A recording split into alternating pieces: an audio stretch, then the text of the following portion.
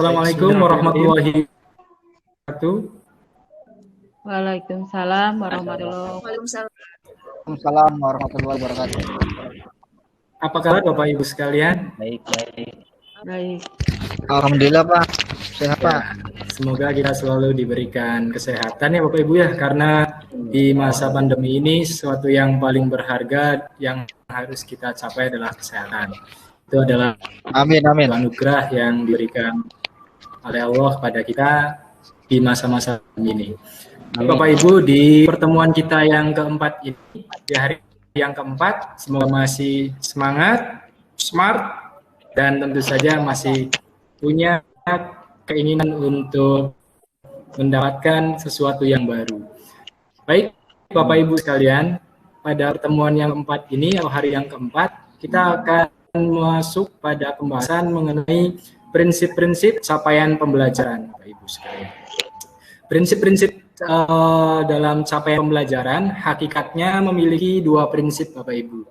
Yang pertama itu prinsip pencapaian pembelajaran harus terukur dan spesifik. Yang kedua, fleksibel, Bapak Ibu. Jadi hakikatnya dalam pencapaian pembelajaran itu ada dua, yaitu terukur dan spesifik. Terukur, capaian harus dapat diukur dan spesifik. Hal ini berdasarkan hierarki tahapan konseptual proses pembelajaran dari hasil pembelajaran yang dapat digunakan dideskripsikan pada kemampuan siswa. Capaian pembelajaran harus ditulis berdasarkan taksonomi Bloom. Kenapa? Karena taksonomi Bloom itu sudah teruji berhasil untuk mengembangkan hasil belajar siswa. Dalam proses penerapannya, prinsip yang terukur dan spesifik ini harus meliputi beberapa aspek, Bapak Ibu sekalian. Aspek-aspek yang harus kita perhatikan ini, yang pertama adalah pemahaman dan pengetahuan. Konsep pemahaman dan pengetahuan ini beda tipis Bapak Ibu, tapi kita harus mampu membedakannya. Mana yang masuk dalam konsep pemahaman dan mana yang masuk dalam konsep pengetahuan. Konsep pemahaman ini lebih kepada fakta-fakta atau informasi Bapak Ibu. Sementara pengetahuan itu ialah berupa fakta-fakta itu sendiri. Nah, artinya apa? Artinya ketika kita membuat capaian pembelajaran, kita harus bisa menspesifikasikan antara pemahaman dan pengetahuan. Mana yang menjadi pemahaman dan mana yang akan dijadikan sebagai pengetahuan, sebagai dasar untuk mengembangkan materi ajar yang akan kita gunakan untuk mencapai tujuan itu. Yang kedua ialah harus praktis Bapak Ibu. Tujuan capaian pembelajaran atau capaian pembelajaran itu harus bersifat praktis. Nah, kenapa harus bersifat praktis? Karena tadi capaian pembelajaran itu harus dapat terukur.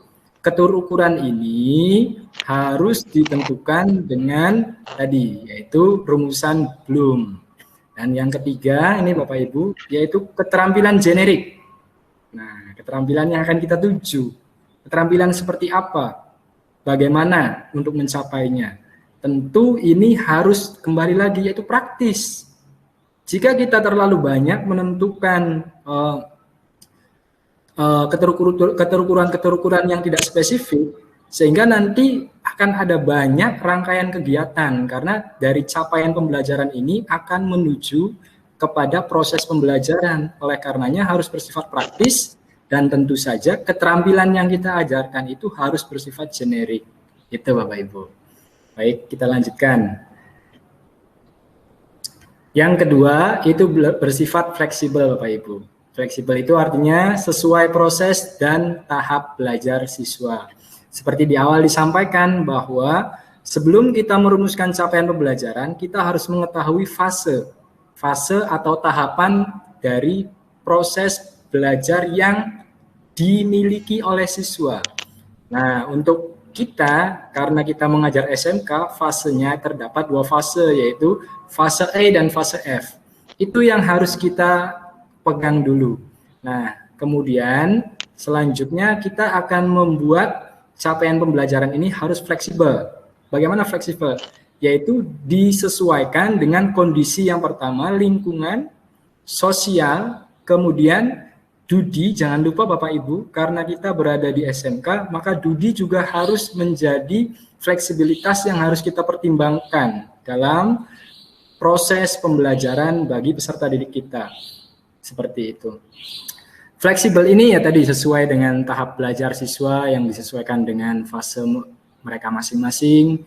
Nah, seringkali belajar dirasa sebagai sebuah problema dan bukan proses kurikulum, tapi dalam hal ini kita harus menyusun capaian pembelajaran sedemikian rupa sehingga siswa tidak lagi dijejali dengan materi-materi, tapi siswa sudah diorientasikan pada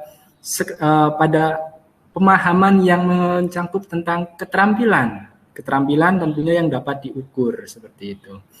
Capaian pembelajaran membawa perubahan dalam pendekatan pembelajaran di kelas dari yang berfokus kepada guru menjadi fokus kepada siswa. Ini dia Bapak Ibu. Jadi artinya sudah siswa yang menjadi fokus utamanya. Pengembangan capaian pembelajaran jelas mengidentifikasikan hasil yang harus dicapai oleh siswa pada akhir program pembelajaran. Nah, jadi hakikatnya capaian pembelajaran yang kita buat atau yang kita susun itu harus menuju pada program akhir dari pembelajaran itu ingin seperti apa. Jadi tidak semua kompetensi dasar harus diajarkan ketika kita melihat prinsip fleksibilitas ini. Jika dalam pelajaran bahasa Indonesia ada misalkan ada 8 kompetensi dasar. Jika dari 8 kompetensi dasar ini tidak mendukung daripada tadi perkembangan peserta didik, kebutuhan Dudi, dan kemudian sosial kultural, maka boleh kita tidak menggunakan KD itu. Nah, seperti itu. Karena apa? Karena dalam peraturan sendiri capaian pembelajaran ini boleh menggunakan yang dari pemerintah, boleh kita memodifikasi yang dari pemerintah, atau boleh kita membuat sendiri disesuaikan seperti itu. Dalam desain kurikulum, strategi belajar dan kesempatan belajar dilakukan untuk menjamin tercapainya CP. Nah, jadi kurikulum yang ada di sekolah itu sekarang berfungsi untuk tadi pemantau agar dalam proses pembelajaran itu tercapainya CP. Atau capaian pembelajaran. Sementara proses penilaian disesuaikan dengan CP dan penilaian setiap individu atau siswa dilakukan untuk memastikan bahwa siswa mencapai target pembelajaran. Sekali lagi nih Bapak Ibu, di sini ada clue yang penting. Proses penilaian disesuaikan dengan capaian pembelajaran dan penilaian setiap individu siswa dilakukan untuk memastikan siswa mencapai target belajar. Ada 2 hal, jadi dalam penilaian itu Bapak Ibu. Nanti ini yang harus kita perhatikan dalam menyusun CP atau menganalisis CP.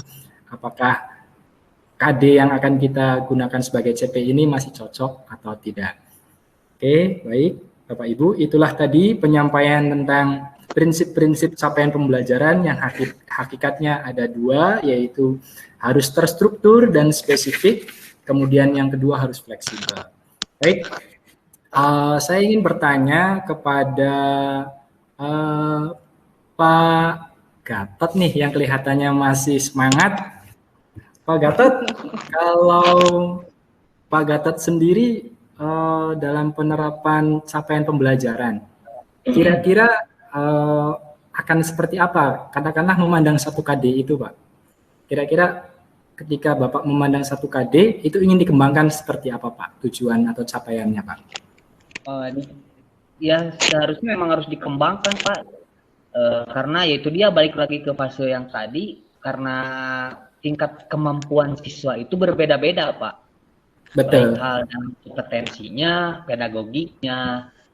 Jadi bukannya dipilah-pilahkan siswa ini harus berapa, siswa ini harus bagaimana, enggak, bukan seperti itu. Jadi ada target khusus nih seperti apa untuk pengembangannya gitu, Pak.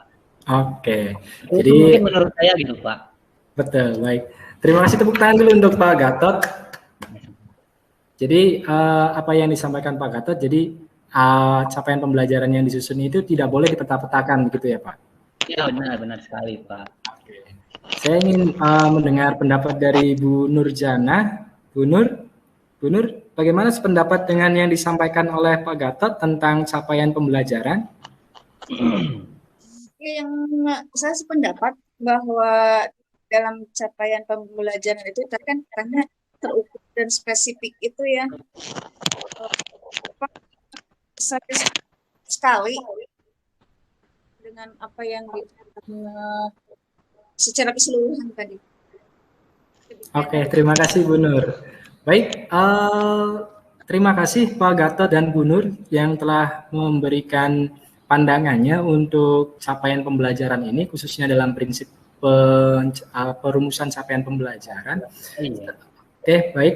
Barangkali ada yang perlu ditanyakan dari Bapak Ibu yang lainnya, boleh raise hand. Oke, Pak Heri ya?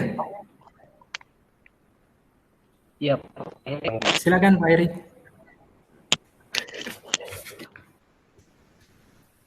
Mic-nya Pak Heri, mohon maaf Pak Heri. Oh iya, Pak Heri mic-nya Pak.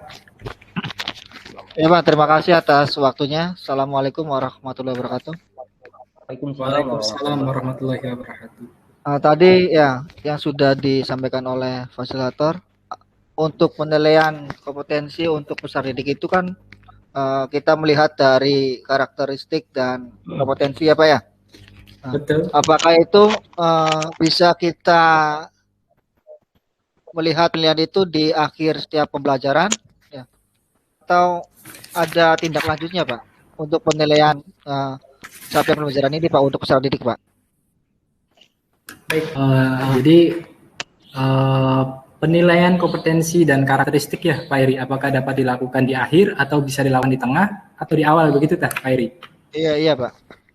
Oke, jadi untuk capaian pembelajaran ini yang pertama kita lakukan adalah di awal itu kita merumuskan terlebih dahulu capaian apa yang ingin kita capai.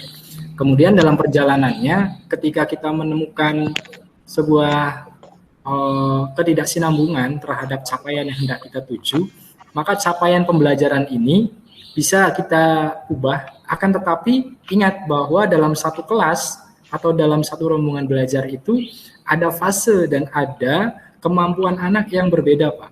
Oleh karena itu nanti ketika kita sudah merumuskan capaian pembelajaran ini, kita akan gunakan sampai akhir dan kita bisa tahu capaian yang kita buat ini berhasil atau tidak setelah kita selesai melakukan proses Pak.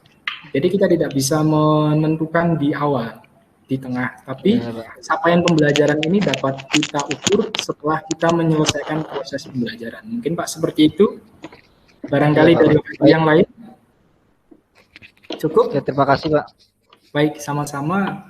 Oke, baik, mengingat waktu ya Bapak Ibu sekalian, karena kita dibatasi waktu untuk pembahasan materi yang selanjutnya, untuk sesi pembahasan mengenai prinsip capaian pembelajaran, saya rasa cukup kita akhiri di sini dan nanti kita akan beralih kepada sesi yang lainnya ya Bapak Ibu. Terima kasih.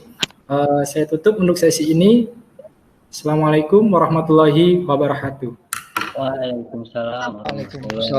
Waalaikumsalam warahmatullahi wabarakatuh. Extra Joss, stamina plus nyali.